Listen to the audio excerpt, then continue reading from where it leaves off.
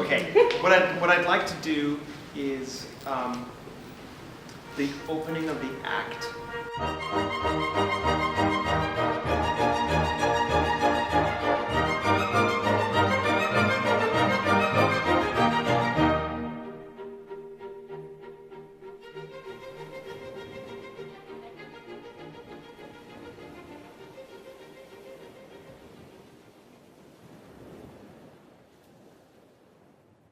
So I'm Jeff Lentz, Senior Artist in Residence for the Departments of Theater and Music here at Albright College. And I serve as both the stage director and the music director and pianist for this production. The reason I wanted to do the piece in particular was because first, I knew that we had this incredible crop of beautiful voices right now in our midst. And this is a kind of piece that requires some serious singing and musicianship as well. So I thought the timing was right to do it, to do a musical or an operetta. I happen to have a fondness for Gilbert and Sullivan because I did a lot of it in my early career as an opera singer. Why not let her sit there, man? Yeah, where did we begin? Well, as is pretty much always the case when I'm sitting down with a play or then sitting down with Cocole to talk about how we're going to visualize the world, we ask ourselves some big questions about the play and about the world of the play. But we wanted to go with that spirit, that piratical spirit, that spirit of sort of romantic explosion, getting back into nature, getting away from the city, just getting deep into your inner core of the meaning of your life and what it meant to be alive. And so for Cocole and for me, the one piece of art that we knew that did that better than anything was Gustave Courbet's The Desperate One. This self-portrait of Courbet looking out at the world as if to say, I can't contain myself. And he looks rather piratical in this self-portrait. And so we said, this is a great point of entry. Let's use the color palette of this painting as our color palette.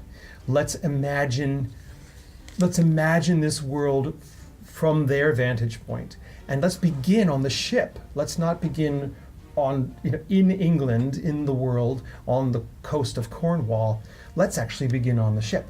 What our production brings to the table is that everybody's between the ages of 15 and 23 in the cast. So you bring that youthful exuberance. And so they're young, athletic-y pirates. You know what I mean? We're not doing a production where you're using people into their 70s and people who are bringing all of their all their own facial hair and wildness. So we thought of them ultimately as a very young ragtag group of pirates. Ours take any heart, take ours. Take any heart, take ours. Yeah. Take heart, take any. So take any heart, take ours. Take heart, take heart, take. Say it. Take heart, take heart, take ours. Take ours, take ours. Do that whole picture. 1, 2. Let's talk a little bit about, I'm in the rehearsal space so much with you guys, and getting it from an outside perspective, but what's it like for you in rehearsals? Like, not just an overall, rehearsal process of like, this is how rehearsals go, but like, what's it like specifically with this rehearsal with so many bodies and so many different layers to a show like this? Well, it's first and foremost, it's a joy. It's a joy because it's such a challenge. A show of this size is going to require quite a time commitment. So we cast the show in November, and we started learning the music. So I started working with the soloists then, starting back then, and then every Sunday night during this semester up until spring break, we met as a company and learned all the music.